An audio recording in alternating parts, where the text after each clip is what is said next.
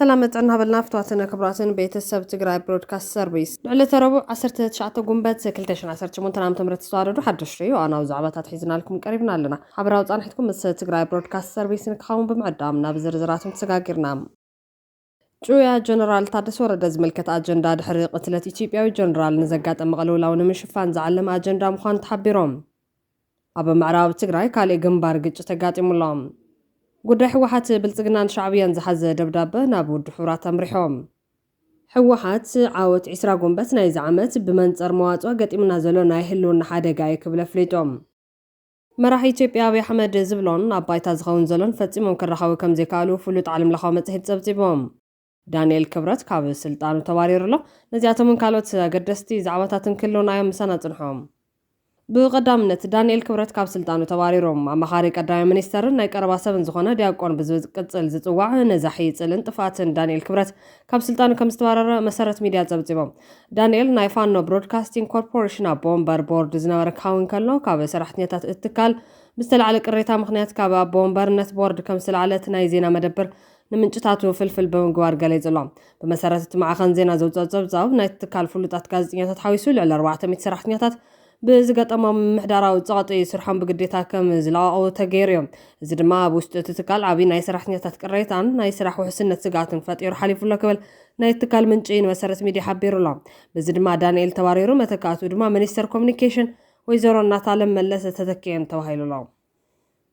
جويا جنرال تادس ورد زملكة أجندا دحر قتاس إثيوبيا وجنرال نزقات مغلولا ونمشفان زعلم أجندا مخان تحبيرهم كرمسالستي جنرال أسناك بفان مقتال سيعبها بالعلو تمرر حسراوت بلتقنا مترطات خفتيرو لام الجنرال كما يتقاتلو كما يناب دبياتو زبل حتى حنكل اللي تاخوينو حبريتا اشلي خوزوتن الجنرال غوغي حبريتا زابلن كاوشتنا يو ابزول مترطارات نغيسو ابزل لواتيم ناستاس حدور هي كاب حزب استسورو جنرال كم استچويو حدا غازيطا فرنسا قال حزبل بتخفلت ميدياتات اجندا كون تمزيزلام اتم جنرال ناب አዲስ አበባ ከይጓዙ ምስ ሰበስልጣን ፌደራል መንግስት ከይራኻውን ብዝብል ዕላማ ከም ዝተጨወይ ዝገልጽ ዝሐድሽ አጀንዳ እቶም ጀነራል ተጨወዮም ዝተረጋገጸ ሓበሬታ እዩ ሕወሓት ቅድመ ሓደ ወርሕን ደብረጽዮን ገብረ ሚካኤል ፕሬዝደንት ብምግባር ኣብ ልዕሊ ጀነራል ታደሰ ዕልዋ መንግስት ካብ ዝፍጸም ንነጆ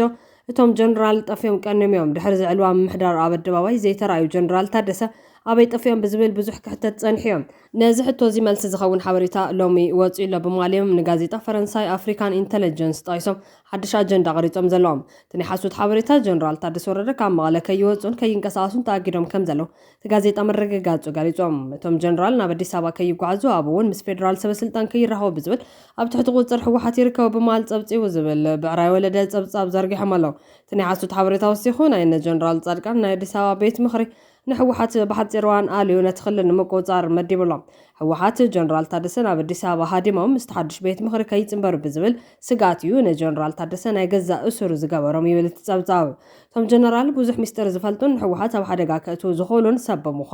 مخانو يتجازيت عن تيرو زول زبل كانت خنام تقرأ برودكاست بزقابرهم متراي كم زعينة تسابتاو أو جازيتا فرنساي أفريكان إنتليجنس فتميلن نزني حسود حبريتا زفبرخا عن دافتا ميديا استبهال مربو حبريتا أبو أفريكان إنتليجنس زي الحبريتا بوق قبلو حوحاتنتهم جنرال نمقاد زوستنو له بخلط عبيت مخنياتاتيو تقدمايتهم جنرال نتناي نصادقان بيت مخر كيصنبر بزبل خاون كلو تخالاي دما بيدتهم جنرال بزحات مسترات حوحات بمهلاو يزبل እኳን ተኾናም ተጋዜጣ ግን ብዘይካ መመስራት ቤት ምክሪ ጀነራል ጻድቃንን ናይ ተጌታቸውን ከስዕዎ ዝኽእል ስጋት ጸጥታን ዝብል ብ26 ጉንበት 2026 ቋጽራ ፈረንጂ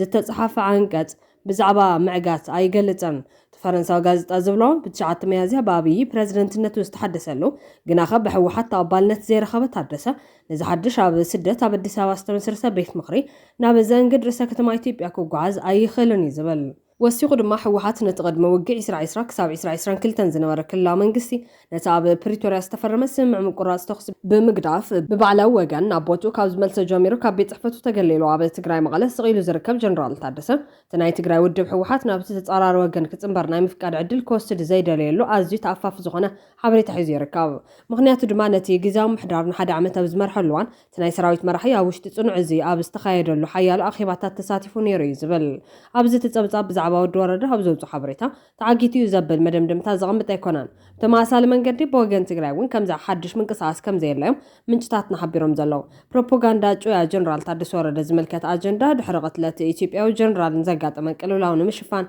ዝዓለመ ኣጀንዳ ምዃኑ ይግለጽ ኣሎ ጀነራል ታደሰ ስልጣኑ ብወግዓዊ መንገዲ ከም ዘየረክብ ናብ ኣዲስ ኣበባ እውን ክኸይድ ከም ዘይደሊ ምዝራቡ ኣይርሳዕን እዩ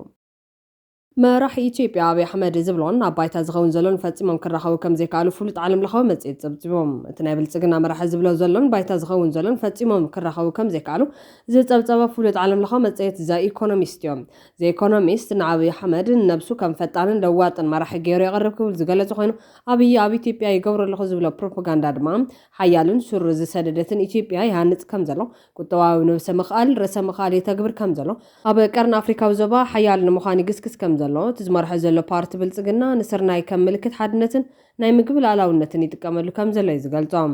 ኣብይ ነዞም ዝተጠቐሱ ፕሮፓጋንዳዊ ንምርጓድ ጎስጓሳት ከም ቁጠባዊ ዓወታት ገይሩ ዘቕረቦ ድማ ምሕሳር ገንዘብን ናይ ኢትዮጵያ ቁጠባ ንናይ ወፃኢ ሰብ ሃፍቲ ምኽፋጽ ትካላት ቴሌኮምን ባንክን ንወፃኢ ወፈርቲ ክፉት ምግባር ኣብ ኣዲስ ኣበባ ዓበይቲ ናይ መሰረተ ልምዓት ፕሮጀክታት ምስራሕ ምስ ኣሊኮ ዳንጎቴ ዝተገበረ ዓብይ ናይ ድኹዕ ፋብሪካ ናይ ምህናፅ ስምምዕነት ኣህጉራዊ ማዕከን ገንዘብ IMF ዝሓሸ ቁጠባዊ ዕቤት ከም ዝህሉ ምትንባዩ ናይ ናህር ዋጋ ወሰኽ ይጎድል ከም ዘሎ ዝብሉ ነጥብታት ከም ዝጥቀም ገሊጾም ኣብዩ ዋላኳ ከምዚ ዓይነት ፕሮፓጋንዳ ይነዝሕ እንታሎ ኣብ ባይታ ዘሎ ኩነታት ግን ነቲ ናይ መንግስቲ ኣዘራርባን ባይታን ዝዘበጠ ይገብሮ ከም ዘሎ ይቃሊዖም ብመሰረት ጸብጻብ ዘ ኢኮኖሚስት ኣብ ኢትዮጵያ ድኽነት ዝኸፈ ይኸውን ኣሎ ሚልዮናት ሰባት ገና ናይ ምግቢ ሓገዝ የድልዮም ኣሎ ናይ ማኑፋክቸሪንግ ፍርያት ወሪዱ ኣሎ ብዙሓት መናእስያት ኢትዮጵያውያን ናብ ስደት የምርሕሎም እዚ ድማ መንግስቲ ኣብይ ንዘቕርቦ ዘሎ ፕሮፓጋንዳ የፍሽል ምህላው ይገልጽ ናይ ጸጥታን ፖለቲካን ስጋታት ብዝምልከት ድማ ኣብይ አሕመድ ስልጣን በሐያል መንገዲ አቢዱ ይሞቶ ከም ዘሎ ትጽሑፍ የተንጋም ናይ ፌደራል ቁጽር ሓይሉሎ ተቃውምቲ ድማ ድኺሞም ኣሎ በአንጻሩ ዕጡቃት ይበዝሕለው ክብለ ተንጊኦም ዝመጽ ዘሎ ምርጫ ናይ ሓቀኛ ውድድር መንፈስ ከም ዘይብሉ ይግለጽ እዩ ሕወሓት ተኣጊድሎ ኣብ ትግራይ ድማ ናይ መረጻ ድምፂ ምሃብ ዘይምክያዱ ተሓደጋ ዝኸፍአ ምዃኑ የረድም ኣብ ክልል ኣምሓራ ዘሎ ብሮታዊ ግጭት ይቕጽል ኣሎ ዝበለ ዘ ኢኮኖሚስት ኣብይ ናይ ማእኸላይ ስልጣን እኳ እናጠናገጎ ኢትዮጵያ ግን ካብ ቅድሚ ሕዝን ላዕሊ ምርጋዕሲና ላይብል ምሕዳር ኣብይ ንኢትዮጵያ ዘይኮነስ ንብሔር ኦሮሞ የማዕብለሎ ዝብሉ ናይ ብሔራዊ ኣድልዎ ክስታት ከም ዘለው ዘ ኢኮኖሚስት ጸብጺቦ እዮም ኣብቲ ጽሑፍ ዝተጠቐሱ ናፍቲ ንመንግስቲ ብሔር ኦሮሞ የዳልሎ ክብል ይከሶም ላዕሎት መራሕቲ ጸጥታ ብበዝሒ ካብ ብሔር ኦሮሞ ምዃኖም ቁጠባዊ ጽልዋታት ናብቶም ናይ ኦሮሞ ልሂቃን ይዘዙ ከም ዘሎ ይግለጽ እዚ ነገር እዚ ነቲ ናይ ብሔር ወጥሪ ከጋድዶ ከም ዝኽእል ጽሑፍ የተንጋም ዞባዊ ባህግታትን ናይ ቀይሕ ባሕር ድሌታትን ዝምልከት እውን ካሊእ ሓደጋ መንግስቲ ኣብይ ምዃኑ ይምልከት ሓደ ካብቶም ዓበይቲ ነጥብታት ናይ ኣብይ ናይ ባሕሪ ኣፍ ደገ ናይ ምርካብ ባህጊዮም ኢትዮጵያ ምስ ኤርትራ ምስ ተፈለየት ናይ ባሕሪ ኣፍ ደገሲ ናይ ዝብል መርገጽ ኣብይ ንኤርትራውያን ኢትዮጵያ ንላዕለዋይነት ወይ ሓዊስካ ጸምቢርካ ንምግባት ክትደሊ ትኽእል እያ ዝብል ስጋት ከም ዝወሮም ትጽሑፍ ይገልጽ ኣመጻኢ ናይ ኢትዮጵያን ኤርትራን ግጭት ክልዓል ከም ዝኽእል እውን የጠንቃም ካልኦት ናይ ወጻኢ ስጋታት ድማ ኢትዮጵያ ካብዞም ዝስዕቡ ተወሳኺ ጸጥታታት የጋጥማሎም ምስ ናይ ወሽመጥ ሃገራትን ግጭት ኢራንን ተኣሲሩ ዘሎ ናይ ንዳድ ሕጽራት ናይ ድኹዕ ቀረብ ምቆራጽ ናይ ወጻኢ ገንዘብ ሕጽረታት ጸጥታታት ኣብ ቅድሚ ኢትዮጵያ ከም ዘለው ዝገለጸ ዘ ኢኮኖሚስት ኣብይ ኣብ ዝቐጽል ምርጫ ምዕዋቱ ዘይተርፍ እዩ ተኾነ ግና ናይ ኢትዮጵያ ናይ ነዊሕ እዋን ፖለቲካውን ቁጠባዊ ምርግጋዕ ኣዋጋዕ ዕዳጋ ዝኣተወ ብማል ጸብጻብ ዛዚሙሎ ኣብ ምዕራብ ትግራይ ካሊእ ግንባር ግጭት ተጋጢሞም ወቕታዊ ኩነታት ዞባ ምዕራብ ትግራይ መልኪቶም ዝወጽኡ ሓበሬታታት ከም ዘመላኽትዎ ኣብ ዞባ ምዕራብ ትግራይ ሰፊሕ ወታደራዊ ምንቅስቓሳትን ደብረኽርኽ ሓይልታትን ይርአ ከም ዘሎ እዩ ዝርዝር ውግኣት ወታደራዊ ምንቅስቓሳትን ኣብ ጣብያ ዓዲ ባርጌራ ምልሻ ወረዳ ጸገዴና ምብሮ ኣንፈት ሰፊሕ ምንቅስቓስ ምግባር ኣብ ጣብያ ዓዲ ባርጌራ ምስ ዕጡቓት ፋኖ ብርቱዕ ውግእ ካይዶም ኣብ ከባቢ ቀራቕር ሰጋሉ ብተማሳላ ኣብዚ ከባቢ ምስ ሰራዊት ምክልኻል ሃገር መከላከያ ኩናት ከም ዝተኻየደ ዝገለጹ ምንጭታት በዚ ምኽንያት ቁጽሮም ዘይተፈለጠ ኣባላት ምክልኻል ከም ዝተጎድኡን ካብ ዕጡቓት ፋኖ ድማ 6 ኣባላት ከም ዝሞቱን ተሰሚዑሎም ተወሰኽቲ ናይ ሓይሊ ምውፃን ምውፋር ምንቅስቓሳት ናይ ማይካድራን ሰቲት ሕሙራን ምልሻታት ተኣኻኺቦም ናብ ከባቢ ዲማ ከም ዝተወሰዱ ተፈሊጦም ናይ ቃፍታ ምልሻታት ናብ ከባቢ ማይተመን ክንቀሳቐሱን ከለው ናይ ወልቃይት ምልሻታት ድማ ናብ ከባቢ ቆላታት መዘጋ ከወርዱ ተገይሩሎም ኩነታት እቲ ናይቲ ኣብ ምዕራብ ትግራይ ዝወረረ ናይ ብልጽግና ሓይሊ እዚ ኩነታት እዚ ኣብቲ ከባቢ ዝርከብ እቲ ሓይሊ ናብ ዓብዪ ወታደራዊ ጭንቀትን ተብተብን ድንጋፅን ከም ዝኣተወ ዘርኢ ምዃኑ ይስማዕ ዘሎም ሕወሓት ዓወት 20 ጉንበት ናይ ዝዓመት ብመንጸር መዋጽኦ ገጢምና ዘሎ ናይ ህልውና ሓደጋ ይክብለ ፍሊጦም በመስዋዕቲ ወለዶታት ተኸቢሩ ጸንሐ 40 ዓመታዊ መሬት ትግራይ ኣብ ትሕቲ ወረርቲ ይርከብ ንብሔራዊ መንነቱ ዝተቓለሰ ህዝብና ብሰንኪ መንነቱ ኣብ ገዛ መሬቱ ብወረርቲ ይቕተልን ይሳቐን ይባረርን ኣሎ ህዝብና ካብ መረበቱ ብሓይሊ ተባሪሩ ኣብ ማእኸላት መዕቆቢ ውሽጢ ዓድን ወፃን ብሕማምን ጥሜትን ይሃልቕ ኣሎ ዝበለ ሕወሓት ትግራይ ብዕፅዋን ክባን ክትሓቅቕ ትሉም ብዝኾነ መንገዲ ይስርሐሉ ሎ ካብ ምዕራብ ክሳብ ምብራቅ ትግራይ ሰራዊት ብልጽግና ዓሪዱ ህዝብና ኣብ ከበባ ኣትዩ ይርከብ ክብል ከሲሶም በዚ መንጸር ድማ መበል 35 ዓመት ዓወት ኤርትራ ጉንበት እንትንዝክር ምሽጥር ዓወታትና ብሪ ቁጽር ነጺርና ካብቲ ከም ህዝባ አንጸላሊ ዘሎ ሓደጋ ህልውና ንምውጻእ ቃልስና እንጠናኸረሉ ክኸውን ይግባእ ክብል ጸዊዖም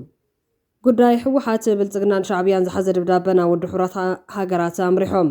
ጉዳይ እቲ ብክልቲኡ ገጽ ዘሎ ፖለቲከኛታት ዝገብርዎ ዘለዉ ኩነታት ትግራይ ካብ ተጋሩ ሓሊፉ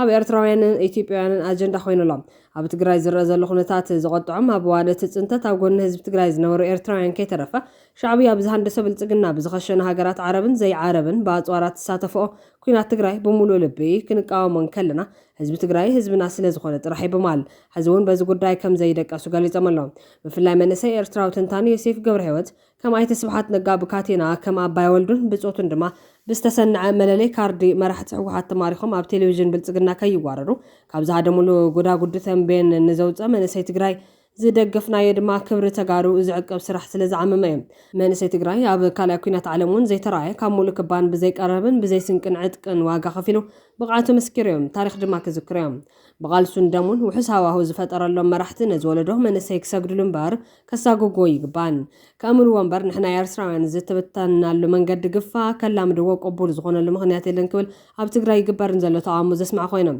ተሓቀኛ ዋጋ ከፊልካ ክርከብ ዘለዎ ፍረ ግን ሻዕብያን ሕወሓትን ብምውጋድ ቀጻልነትና ምውሓስ ብሰላም ንብረላ ሰፈር ምፍጣር ጥራሕ እዮም ቅሳነት ትግራይ ኣብ ምምሓው ሻዕብያ ከም ዝፍታሕ ኩሉ ኣብ ኤርትራ ለውጢ ከይመጽእ ዝሓነቐ ዘይንጹር ፖለቲካ ትግራይ ብምዃኑ መናእሰያት ኤርትራን ትግራይን ብሓደ ብምዃን ብሓደ ዝነብሩላ መሬት ብምውናን መተካታ ዘይብሉ ምርጫኦም ክኸውን ግድን ይክብል እዩ መንእሰይ ዮሴፍ ገብረ ህይወት ገሊጹ ዘሎ ተወሳኺ መንገዲ ውድብ ናጽነት ትግራይ ውናት ናብ ቤት ምክሪ ጸጥታ ውድብ ሕቡራት ሃገራት ናብ ኮሚሽን ሕብረት ኣፍሪካ ናብ ኣህጉራዊ ትካላት ሰብኣዊ መሰላትን ማሕበረሰብ ዓለምን ደብዳቤ ጽሒፉሎም ርእሰ ጉዳይ ናይቲ ደብዳቤ ብዛዕባ ቀጻሊ ዝኾነ ግድድ ዕስክርና መናእሰያትን ኣብ ትግራይ ዘሎ ኣዝዩ ኣሰቃቂ ሰብኣዊ ቅልውላውን ዝቐረበ ህጹጽ ጥርዓን እዩ ዝብል ኮይኖም ኣብ ትግራይ ዘሎ እናገለለ ዝኸይድ ዘሎ ሰብኣዊ ኩነታትን ጸጥታን ብዓብዩ ስጋኣት ብምርኣይ ከም ዝጸሓፉ ፍሊጡሎም ኣብ ትግራይ ኣማይ ተሽሓተ መዛበልቲ ኣብ ውሽጥን ወፃእን ትግራይ ኣብ ዝርከቡ ጸቢብ ማዕስከራት ሰብኣዊ ክብርን መሰረታዊ ድሌታትን ሲኖም ንዘይተወሰነ ግዜ ይሳቀየሎም ተወሳኺ ዳርጋ ፍርቂ ላላው መሬት ትግራይ ብሰራዊት ኤርትራን ብጸላእቲ ዕጡቃትን ተታሒዙ ይርከብ ተስተጋብረ ጭቡጥ ዕጡዋ ድማ ዛጊድ ቀጽሉሎም መሰረታዊ ቀረብ ነዳዲ ተዓጽዩ ናይ ሲቪላት ገንዘብ ኣብ ባንክታት ተኣጊዱ እዚ ድማ ቁጠባ ዘባና ሙሉ በሙሉ ኣሽኪልዎ ንሰብኣዊ ረድኤት ድማ ዓንቂፎ ይርከብ ዝብል ደብዳቤውናት ኣብ ዝጽንኩር እዋን ጥሜትን ድኽነትን ሕወሓትን ምስ ዝተኣሰሩ ዕጡቃት ጉጅለታትን ንመናእሰያት ትግራይ ብዘይድሌቶም ብግዴና ወታደራዊ ግልጋሎት ንምእታው ጨካን ዝኾነ ሰፊሕ ወፈራ ይካይድሎም ዕጡቃት ሓይልታት ካብ ገዛ ናብ ገዛ ብምኻድ መናእሰያት ንምህዳን ጻዕሪ ይካይድሎም ደቆም ክቡ ዘይደለዩ ወይ ደቆም ዝሓቡ ስድራቤታት ብዘይፍርዲ ይሰሩ ይከላበቱን ይሳቀዩን ኣለዉ መናእሰያት ትግራይ ድሕሪ ዘስካሕክሕ ኩናት ክሓውዩ ክነጹን ትምህርቶም ክከታተሉን ኣብ ክንዲ ዝገባርን እንደገና ንኩናት መሳርሒ ይኾኑሎም እዚ ድማ ዓሚቕ ማሕበራዊ በሰላ ይሕድርን ንስድራቤታት ይበታትን ኣሎ በማል እቲ ግዳይ ዝኾነ ህዝቢ ትግራይ ብመንግስቲ ኢትዮጵያ ብጉጅለታት ሕወሓትን ብመንግስቲ ኤርትራን ንፖለቲካዊ ረብሓ ከም መትሓዚ ይጥቀሙሉ ኣለዉ ክብል ንኹሎም ከስስሎም ተራ ሲቪል ህዝቢ ኣብ መንጎዞም ዝቀዳድሙ ጉጅለታት ተቐርቂሩ ይርከብ ዝብሉ ናት ማሕበረሰብ ዓለም ሕቡራት ሃገራትን ዓለም ለኸ ትካላት ሰብኣዊ መሰላትን ስቕቶም ሰይሮም ህጹጽ ኢዶም ከእትው ንጽውዕ ዝብል ጻውዒት ተቐሪብሎም እቲ ደብዳቤ ብሕወሓት ዝግበር ጉድድ ዕስክርና መናእሰያትን ኣብ ልዕሊ ስድራቤታት ዝፍጸም ዘሎ ሃደን ብቕጽበት ደው ክብል ባንክታትን መስመር ነዳድን ንምኽፋት እተገይሩ ዘሎ ዕፅዋ ክልዓል ወራርቲ ሓይልታት ካብ መሬት ትግራይ ክወፁን ንሲቪላት ዝከላኸል ናጻ ኣህጉራዊ መካኒዝም ክቃወምን እውን ሓቲቱሎም ውድብ ዲሞክራሲያዊ ስምረት ትግራይ እውን ግፋ ጉጅለ ድሕረት ብህዝባዊ ፖለቲካዊ ቃልሲ ከም ዝተሰዓረ ሓደ ዓብዪ መረጋገፂ ዝበለ ኮይኖም ኣብ መላእ ትግራይ መጠነ ሰፊሕ ግፋ መናእሰይ ዝካየድ ዘሎ እዚ ድሕሪ ጉጅለ እምብንውግእ ኢሎም ንዝተቃወሙ መናእሰይ ኣብ ዝተፈላለዩ ወረዳታት ትግራይ ብጭካነ ይቕጥቀጡን ኣደድ ዓረር ጥይት ይኾኑ ከም ዘሎም ክሳብ ሕዚ ካብ መላእ ትግራይ ዝተገፉ መናእሰይ ናብ ብንጹር ዘይተፈለጡ ማዕስከራት እናተወሰዱ ጥቡቅ ወታደራዊ ሓለዋ ይግበረሎም ከም ዘሎ ውድብ ስምረት ኣረጋጊጹ ኣሎ ክብል ከሲሶም እቲ ብወገን ዓፋር ንዘሎ ዕጡቃት ዝድግፍ ውድብ ስምረት ነቲ መጻርቱ ሞቱ ዝፈለጠ ድሑር ሓይሊ ንህይወት መናእሰይ ክመላላእ ወሲኑ ስለ ዘሎ ኣብዚ ናይ ቀቢፀ ተስፋ ግፋ መናእሰይ ዝነጥፉ ኣካላትን መሳሰይትን ስዒቡ ንዝመጽእ ከቢድ ሓታትነት ኣብ ግምት ብምእታው ካብ ዝነብሩ ዝኾነ ውራይ ክቆጠቡ ውድብ ዲሞክራሲያዊ ስምረት ትግራይ ብጥብቂ ተሓሳስብ ክብል ይጽሒፍ ዘሎ እቲ ብወገን ዓፋር ንዘለዉ ተጋሩ ዕጡቃት ከወግዝ ዘይርአ ስምረት ኩሉ ትግራዋይን ፈታዊ ትግራይን ግፋ ገበን ኩናት ስለ ዝኾነ ዝመነወር ተግባር ብትርክ ኮኑናን ኣብ መትራፍ ኩናትን ምሓስ ህልውና ትግራይ ብዕቱብ ክነጥፍ ክብል ይፀውዕ ዘሎ ብዙሓት ወገናት ብክልቲኡ ገጽ ዘለው ፖለቲከኛታትን ኣዘዝ ሰራዊትን ኣብ መንጎ ተጋሩ መናእሰይ ዝግበር ደም ምፍሳስ ጠጠው ከብሉ ይምሕፀኑን ይቃወሙን ከም ዘለው ይፍለጥ እዮም ክሳብ ሎሚ ግን ሰማዕ ይሰኣኑን ኣዛዝ ሰራዊት ኮይኑ ኣብ እዋን ደርጊ ብተመሳሳሊ መንገዲ ብዙሓት መናእሰይ እህሊ ይቑይ ዝብል ክሲ ዝቐርበሉን ኣብ እዋን ፅንተት ምስ ብልፅግና ተሰሊፉ ዝነበረ ኣብ መወዳእታ ድማ ካብ ላዕለዋይ ሓላፊ ግዝያዊ ምሕዳር ክሳብ ናይ ብልፅግና መተሓባበሪ ድርድር ሰላም ዝኾነ ጀነራል ዮሃንስ ገብረ መስቀል መንጋግ ብወገኑ ንክልቲኦም ነቶም ንተጋሩ መናእሰይ ዘዋግኡ ዘለዋ ኣዘዝ ሰራዊትን ፖለቲከኛታትን ዝስዕብ ሓድሽ ሓሳብ ኣካፊሉሎ ከነካፍለኩም ኢና ግደፎንዶ ዞም ተጋሩማ ሚትሽ ይኾኑማ ባንዳ ይለምሊ ሓሚሞም እዮም ንባዕሎም ኣነ መቐለ ከይደ እንታይ ክገብር ከይደ መቐለ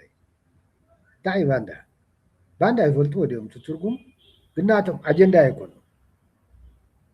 ኣጀንዳ ይቶም ዝብእ ዝበልዖም ቆልዑ እዮም ህዝቡ ኣጀንዳ ይቶም 17 ዓመት ሙሉእ እናሓለሙ ግን ዝተረፍኩም ኣይትክሕዱን ዝተረፍኩም እናበሉስ ተቕሊሎም ትኻድዮም ማንም ትግራዋይ ኣትክዕለም ክዕጠቕ ኣለዎ ክስዋእ ኣለዎ ክስንከል ኣለዎ ምንቲ ትግራይ ኢሉ ይልካ ኣለዎ ህዝቢ ትግራይ ንሕትና ድሕና ኮይና ብስጡም ሓድነት ትግራይ ክትሕንቲ ኮይና ማንም ሰብ ክቃለስ ኣለዎ ልዕሊ ግፋዕ እያ ናይ መጨረሻ ጥፍኣት እያ ከም ኩርድስ ዕድል ተሊና እውን ኣይፈልጥን ኩርድስ ፈልጥዎም ኢኹም ልዕሊ 40-60 ሚልዮን እዮም ዓዲ የብሎም ገሊኦም ኢራን ገሊኦም ኢራቅ ገሊኦም ሶርያ ገሊኦም ቱርኪ ካልኣይ ዜጋ ኮይኖም ከምኦም ግን ሕዚ ዝብተን ሶም ቀደም ሒዞም እዮም ሕዚ ዝብተን ሕዚ ተወቂዑ ነኡ ተረሚሱ ዝተርፍ ሕዚ ዝብተን ከም ኩርድስ እውን ከርክብ እዩ ንእሽተይ ካልኣይ ዜጋ ኮይኑ ናይ ምንባር ዕድል ከም ዘይህሉ ዝገብር ነገር እዩ ዝመፅእ ዘሎ ኣይስለፈሎም ከም ገይሩ ክዕምፅ ስማዕ እንዶ ተረለም ብጥይት ይብልዎ እታ መህደሚት እውን ፀባው ኮያ ሃዲሙ ድማ ይውዳእን እኮ ኤርትራውያን እኮ ሃዲሞም ኣይተወድኡን ሃዲሞም ተወዲኦምስ ኢሳያስ እኮ ብዘይዕጡቕ ክተርፍ ኣይከኣለን ከም ኤርትራ ዝፈረሰ የለን ሓቀና ግን ኢሳያስ ተምሲኑ ድዩ እቲ ባህርያዊ ነገር እንተዘይሰሓትናዮ ፅቡቅ ስለዚ ሰብ ክእክብዎ እዮም ክወደአልኩም ተኣነ ዘለና ሓበሬታ ዘፍርሐኒ እውን ስለዝኾነ ምስ ኣከብዎ ሆ ከብልዎ እዮም ሆ እንተብልዎ እንተለዉ እዚ መንግስቲ እዙይ እንተደልዩ ብድሮን ይቕዓዮ እንተደልዩ ብነፋሪት ይቕዓዮ ናብኡ ባክፋየር ብዝገብር ሕብሩ ሕማቅ ክንለኽዮ ኢና ንኩሉ ድማ ቀቲሉ ስለዘይውዶ ተስተረፈ ድማ ምስ ፋኖ እውን ሓዊስና እንተኽኢልና ኣየር ኩሉን መስለን እምበር እዚ ምርጫ እውን እዮም ብፍላይ በቲ ወሰናወሰን ዓዲ ኣምሓራ ገለመለ ከምኡ እኒአው ቲፒኤፍ ገለመለ ዝብሉ እውን ክስታ ክገብርዎም ስለዝደልዩ ንኦም እውን ሓዊስና ፀገም ንፈጥር ተረኣዘ የለ ግን ሳስቴናብል ዝኾነ ሽግር ንፈጥር ቀቲሉ ይውድኦን ይቕተሎ እዩ ክነስልጡነ ከለና ክንስውሮ ይንኽእልን ክወቅዖ ይኽእል እዩ ወቂዕዎ ንብል ንዓለም እንተዘይወቅዖ ድማ ቲፒኤልኤፍ ዓርሓ ኮይኑ ከምቲ ናይ ቀደሙ ክንደይ ሰብ የርእየና ኣሎ ክነብላ ኢና ንዓለም እዚታት እዚ ተተወጢኑሉ ዘሎ ስለዚ ኣይእከብን ዝብል ይሓዝን እየ እንኳን ናባኹም ርሕቕ ኢልኩም ኣብዚ ኣዲስ ኣበባ እውን ናብ መንግስቲ ሕና ኢና ቀረባ ኢና ዝብሉ ኢሎም ስትሮንግ ማን ፖስቸር እናርአዩ ነቲ ትግራዋይ ሙከራ ዘርክብዎ እኒኦም ምስ ኣምባሳደራት ኢና ንውዕል ናብ መንግስቲ ቀረባ ኢና ይብሉ ካልኣይ ድማ ስትሮንግ ማን ፖስቸር ትርድአካ እያ መቸም እና እቲ ትግራዋይ ጉድ ይረኪቡ እኒኦ እና እቲ ትብሎ ዘለካ ተዘሪኡ እዩ ፀሊእዎም ስለዝኾነ እንተበልዎ እውን ክብተን እዩ ስማዕ እንዶ ከምቲ እዚ ውሽፉል ነገር እንታይ ውሽፉል ከምኡ ድዩ ከምኡ ድዩ ንሓንኳን ዝግባእ ከምኡ ድዩ ካልእ ነገር ሓንቲ ነታ ትብላ ዘለካ ሓሳብ መጠናኸሪት ሓደ ላዕለዋይ ካድረ ናይ ሕወሓት ቅድሚ ሕጂ ከምዚ ተመሳሳሊ ነገር መፂ ነይሩ ማለት ሕብረተሰብ በቃ እቲ መንእሰይ ሎምስ ኣብይዎም ስለዝኾነ ኣገዲዶም ይውድእዎን ሕጂ ከዓ ተን ፍላይት እውን ኣውሮፕላን ኣለዋት ኮሙኒኬሽን የተቋረፀን ግን ሓደ ላዕለዋይ ካድረ እንታይ ክብል ሰሚዐ ኣለኹ ብስሩኸ ኣብቲ ናይ 2013 ኩናት ኮት መንእሰይ ባዕሎም ይፈልጡ ቆላ ተንቤን ኣትዮም ኣለዉ ብኡ ገይሮም ይጥፍኡልና ኮይሉ ነይሩ እዩ ግን ድሓረ ግን ፈትዩ ከይፈትወ ስዒቡና ይኽብል ሰሚዐ ኣለኹ እሞ ምናልባት ምስኣት ተኣሳሰር ዶ ትኸውን ትብሎ ዘለኻ ምዝ ላዕለዋይ ካድረ ናይ ሕወሓት ዝበሎ ዝመሳሰል ኮይኑ ረኺበዮ هو دعاء ولا كعبة لاعلواي هو زادرو زبلو كمص እዩ ብዝተፈላለየ መንገድታት ቴክኒካት ተጠቂምና ንሕጂ ተዕግርግራት ዝመጽ ዘሎ እምበር ዳሞ ዳታ ፈትዩ ከይፈትወ ኣማራጭ እውን የውልን ተዕጽዋን ክባን እውን ክመጽ ከምትሎ ዝነበርካ ናይ ማእኸላይ መንግስቲ ዝወስዶም ሪኣክሽናት እውን ከከመ መጻጽኦም ተጠቂምካ ተሕብረተሰብቲ ሆኽ ነብሎ ኢና ትብል ነገር ምስኣ ስለ ዝተመሳሰለትና هو وانا وين صاحين ጋገ درجس دفيفو 300 شطور نيرو كافريكا ذا بيجست تزعبي شعبيا من مرات يلن بفنجو تزبي يدلن داو نصانت كالي اذا حلمه قلبيتو مساواتيو شعبيا بماي تشحات عطوات عراويت غير فتيرو ما بساوا اتيم تولع نارينا يدلنا وكا جمير ما خن اطغلنا نقطملنا ولا دلاي مسوات يمصا يركالو دلاي مسوات يمصا نهاجر تግራይ نبهراو حرنتنا نبهراو ناطانت ኣብ ልዕለና ንዝበጽሐ ጥፋኣታት ብሙሉኦም ንምመካት ክንቃለስ ይዘለን بس قدس هي مارهين اتيات علم تطق تقالس تحت تግራዊት ኮይና بس قدس كو يدم سرو بس قدس هي اتو تعلمي تعلم تطق هاجراو ጉባአት ፍጽም الدنيا تبهال يلن ابني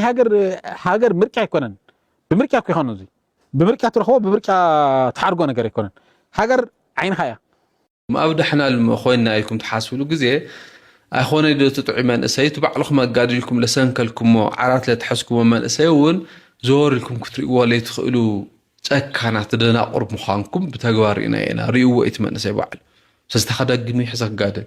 تخدم جميع حزنا بنحو خاتنا كينات كات كأخنا ناقة خاطئ وحسنه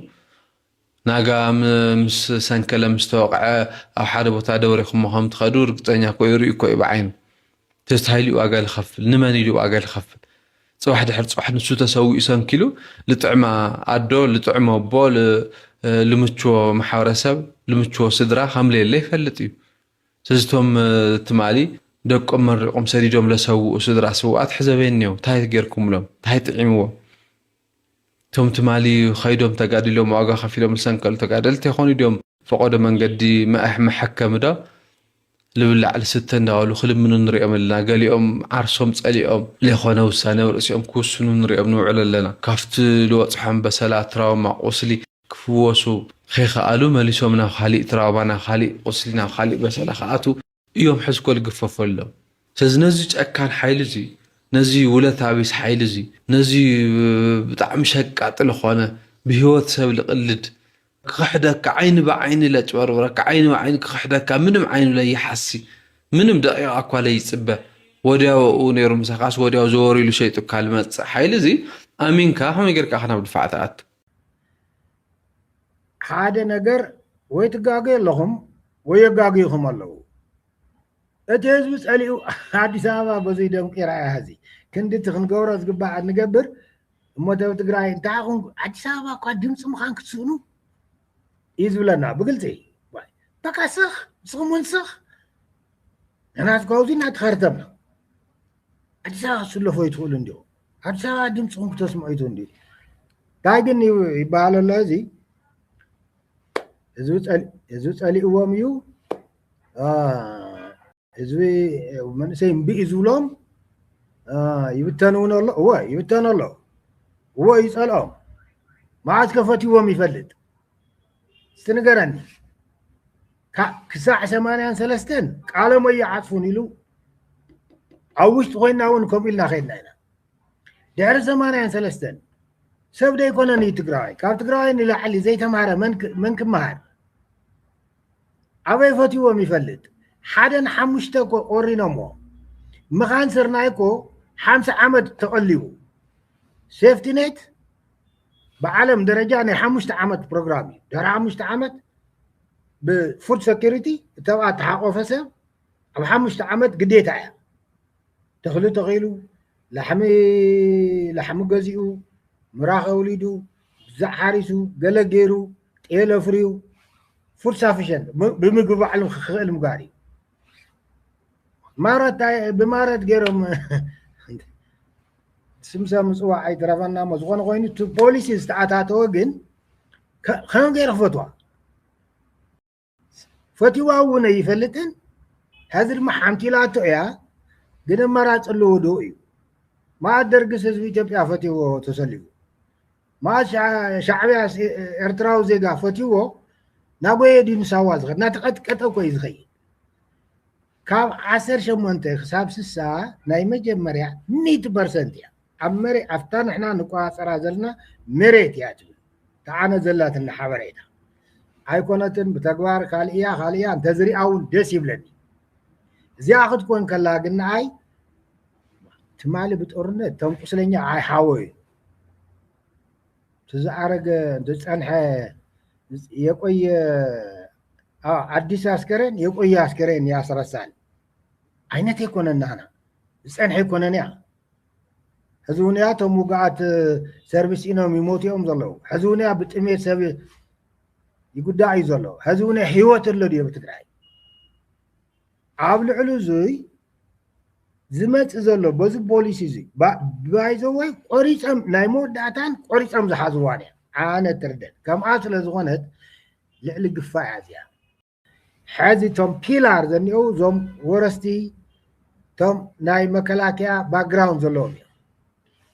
ዝገፍዎ ዘለዉ መንእሰይ ንሶም እዮም ጀማ ኣኼባ እኒኡ መምርሒ ሂቦም ኣብ ካሊኦም ኣለዉ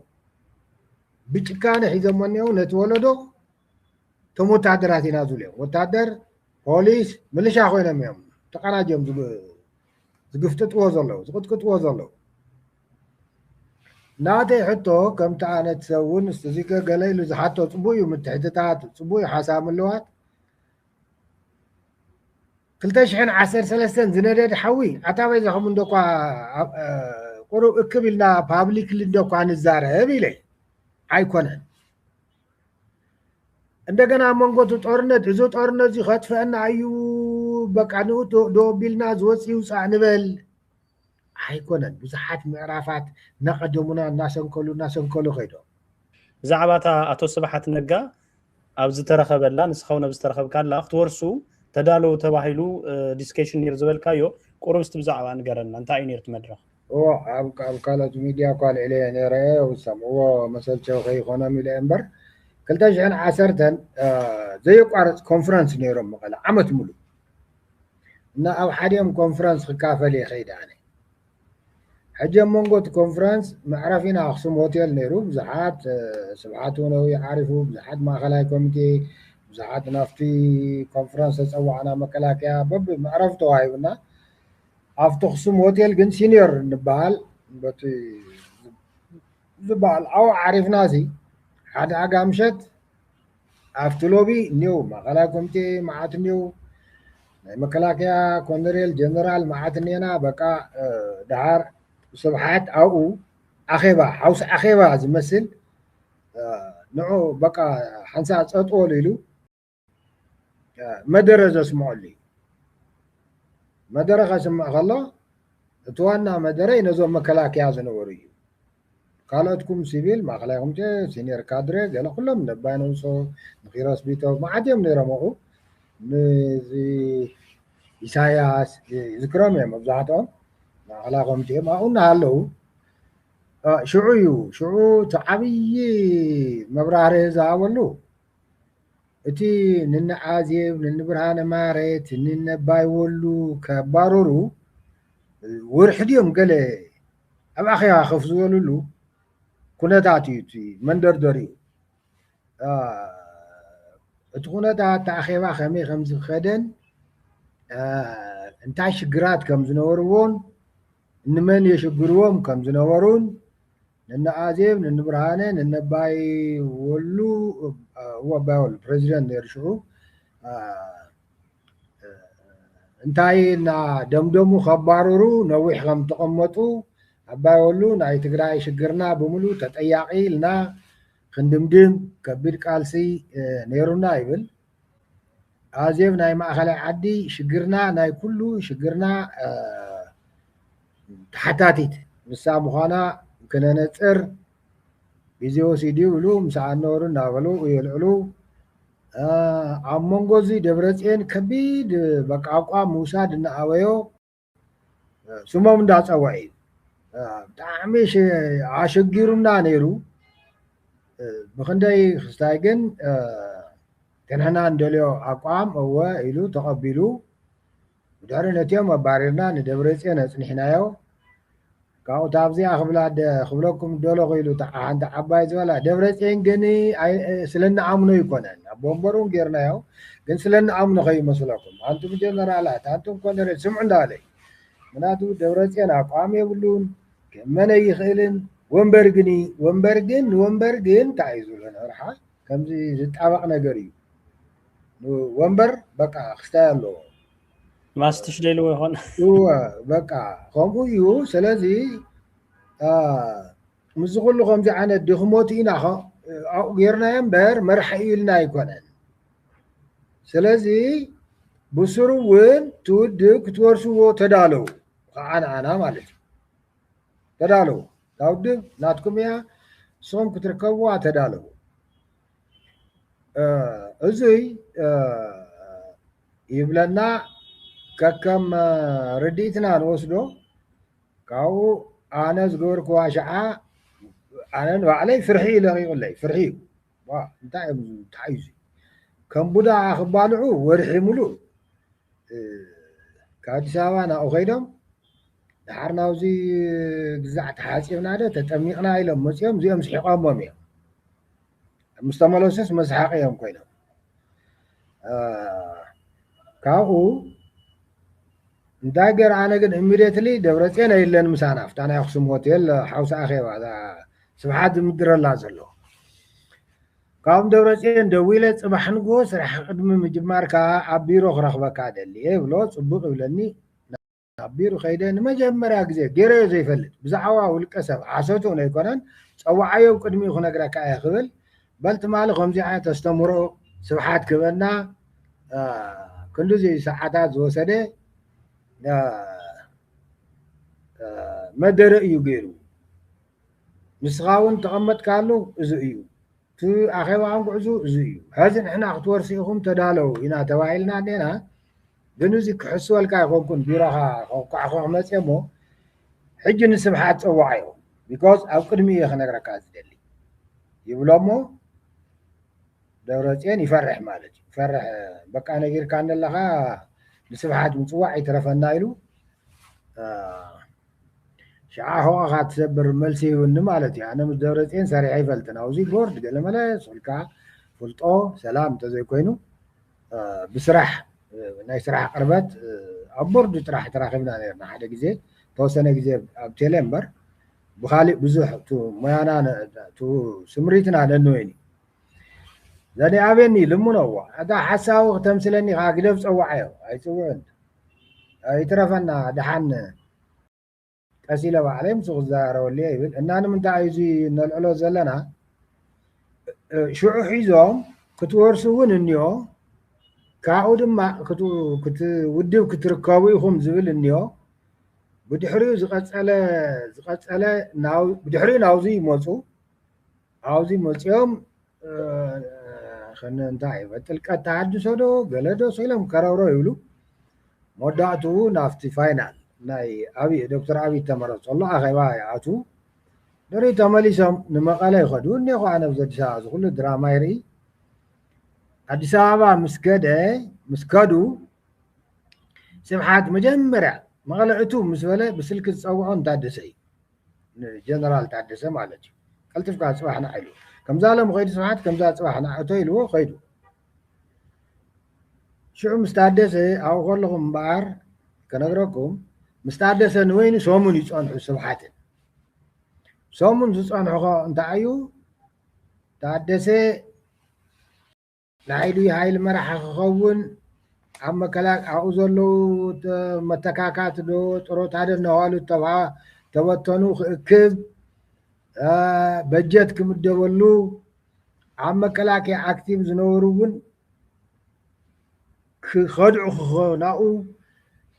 نيتورك صريحو مسكالات كوينو كفرس كاب بوليسون كفرسو كاو خمس جيروم انتا خمس جورو بس حاتي وقعو قد تاناي سبحات نتادس اقولي فز حازلا شعو حافت خمس ورس قالي اتولو مالتي زرزر يريوت حافت بي كم زلو كندي كم زخوني كافتم توب ورستي حدا خمس زخوني نقرو مالتي وزي انا غامي فليت كا اون توقعو غلو خنمصو كاو تادسه يلنقص بت فوليوم نايت حفتي بتورس اخاز بال زلو وزي انا خما غير خما حضره يبلمو تادسه خا نحاده زفلطو عب قدمت غيرو نت بيزنس ران خغورلو زخيل زولا سب كاورحو تكيف سريدو صويعن مقاله يوسدو ازو سب زي تصويع مقاله مسكده معنا خمزي يزخون زلو خمزل حافت خلون ايو جلوبال يو ناشنال يو ግን ኣነ ከም መሓድሮ ይክእልን ከዋኽኖ ይኽእል እየ እሞ ኣነ በዓል ዋና ኮይነ ንስኻ ግን ትምህርቲ ኣለካ ልምዲ ኣለካ ግሎባል ኩሉ ነገር ኢሉ ንስኻ ከም ሲኢኦ ኮንካ ግን ፓርትነረይ ናዚ ሃፍቲ እዚ ወራሲ ክትከውን ይብሎ እሞ ትወድውን ይድንግፅ እንታይ እዩ ኢሉ ዘን እቲ ታደሰ ዘውግዖ ዘሎ ወዲ ከዓ ንክልተሃና ዓርክና እዩ نايون عركي نون عركي مو بقات زغنا شاكون غيرو انشتاي تمحاره سبيو وجون ناستيلو መቀሌ ጀኮ እንደዚህ ተገናኝተን እንደዚህ ሲሆን ትንሽ እኔም ደነገጥኩ ነገሩና ላስብበት ለታደሰ ላስብበት ብዬው መጣሁ ይብለን እና እንታይ ይብለካ ነገር ግሳዓዙ እንድህሪ ለዮ تترف غالك جنو انغلينا حزي انا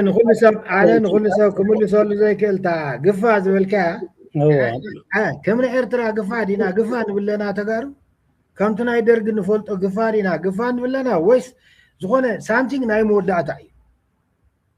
زي ጉዳይ ካውጣፈና ነው ይገርናይና ብፍላይ ድሕሪ ዝለውጥ ከዓ ኣብ ትግራይ ብጣዕሚ ብዘገርም ከም ወለዶ ንዓናን ዳርጋ ንግዜ እውን እናቐደሙ ዝኸዱ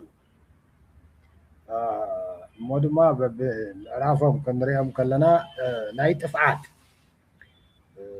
ናይ ከቢድ ጥፍዓት ጉዳያት ከም ዝኾኑ ካብ 2018 እንትለውጠት ሒዘ ክሪኦም ከለኹ ብጣዕሚ ዝፈጥኑ ነገራት እዮም ዘለዉ ብውፅኢት ደረጃ ከዓ በብምዕራፉ ከም ዘርእን ከም ወለዶ እናቐጠፉና እዮም ዝኾነ ኮይኑ ብስሞም ንፀዋዓዮም እንተልና ኣብ ልዕሊ እዚ ከዓ ያው ከም ዘልጋይ ኣነ እውን ያው ኣብዚ ዘለኹ እቲ ኩነታት ኣብዚ ዘሎ ማእኸል ዘሎ ዓዲ ዘሎ በቲ ዝኽእሎ እቲ ኢንፎርሜሽን ኩሉ ይረኽቦ እየ ይብልን ግን ክረኽቦ ክከታተሎ ይፅዕር እውን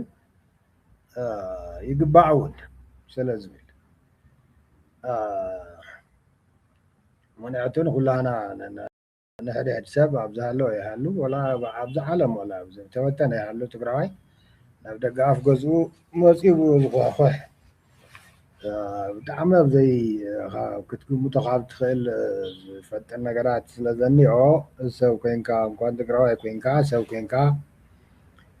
قالوا سباتون كم تجارز فلتنا سويلا مشلل يلوه ما يبلنا باتي زلالكا خنجمر ابزي ያው ሰሙኑ ዘይ ታይታነ ዝፈልጦ እችም ትግራይ ያው ፓርቱን ረኺባ ይትፈልጥን መራሕውን ረኺባ ይትፈልጥን እዚ ዓብዪ ናይ ታሪክ ዘይምዕዳል እዩ ተረኽና እንተሓቅን ስለ ዘይነተዓርቆ እዩ እምበር ኣብዚ ከዓ ቀደም ብደርጊ እንትንዋጋዕ እውን ሰብ ክተርፍ ድዩ ዘይበለ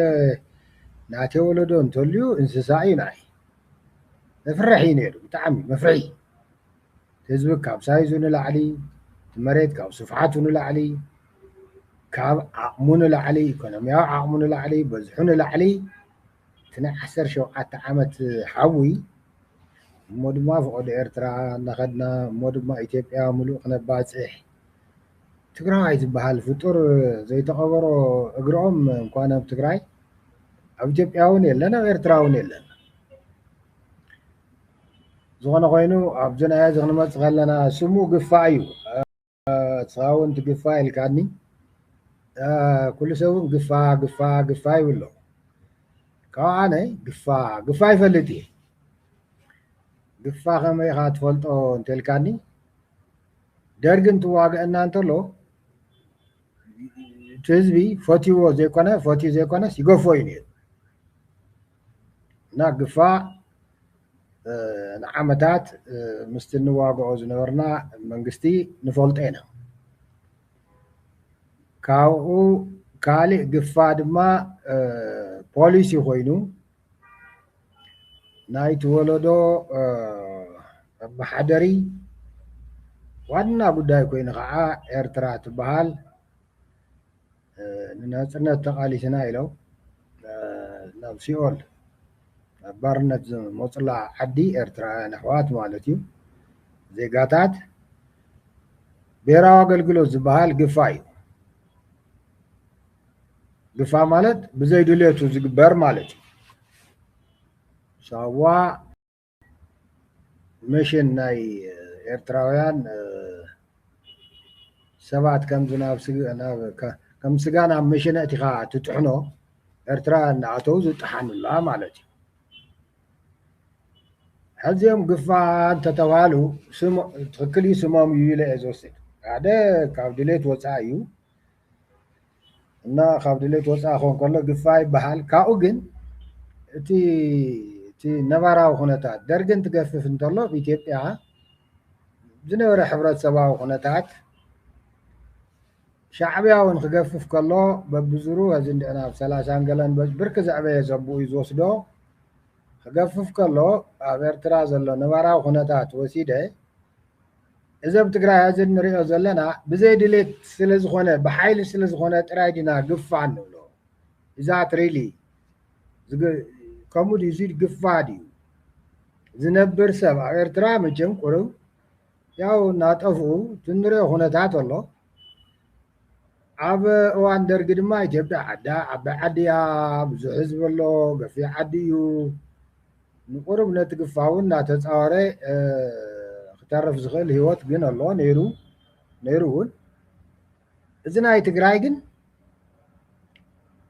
እንታይ ከምዚኦም ግፋእ ድዩ ተባሂሉ ክፅዋዕ ወይስ ንናይ መወዳእታ ጥፍዓት ዝግበር ኣነ ስመ ይረኸብ ኩሉ ግን ትግፋእ ዝብል ምስቲ ግፋእ ዝብል ኣብዚ ከባቢና እንፈልጦ ከምኡ ኣይኮነን ንምንታይ ትግራይ 2013 ጀሚሩ 2013 ድማ ኣብ ትግራይ ልዕሊ 25 ናይ መከላከያ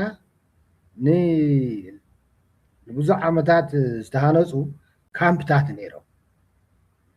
ካምፕ እዚ ብደርጊ ግዜ ነበረ ብኣፄ ሃይለስላሴ ግዜ ነበረ ጦር ካምፕ ነይራ ማለት እዩ ተፀቂጣ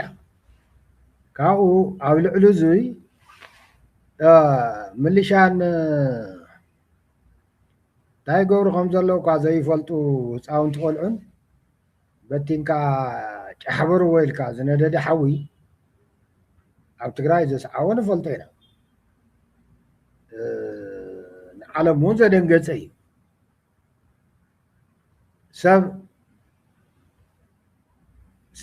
ሰብ ንዝኾነ ንዝፈለጦን ዘደንግፅ እዩ እዚ 2 ዓመት ሃይ ዝብሎ ሲኢኑ ምንም ኣብ ዘይብሉ ህዝቢ ኣብኡ ዝነበረ ብርኪ ዘንውሐ እንዳበልዐ 2 ዓመት ብጣዕሚ ብዘሰቅቕ ምስ ተጓዓዘ ኣብ መንጎ ደው ዘብሎ ሲኢኑ ላሽ ምስ በለ ማሕበረሰብ ንፕሪቶርያ ተኸይዱ ዝተረፈ ሰብ ደኾነ እዚ ከምዚ ኩሉ ኣብ ኩሉ ዓዲ ዝግበርስ ካብ ጦርነት ናብ ሰላም ምቸም ሰብ እንተኮይንካ ተተስፉ ኢኻ ኩሉ ሰብ ዘተስፈወሉ ፕሪቶርያ ድማ ናይ ፕሪቶሪያ ስምምዕ ድማ ከምቲ ቶም ካልኦት ዝምርቕዎ ኣይኮንኩን ዝምርቑ ኣነ ምክንያቱ ህዝቢ ኮይንካ ክትሪኦ ከለካ እቲ መንእሰይ ዝኾነ ዘሎ ኮይንካ ክትሪኦ ከለካ ተብ ትግራይ ዘሎ ብተኽስን ብዘይ ተኽስን ዝጠፍእ ሂወትን ዝስበር ስነ ልቦናን ኮይንካ ክትሪኦ ከለካ እቲ ጥፍኣት እዩ ቀፂሉ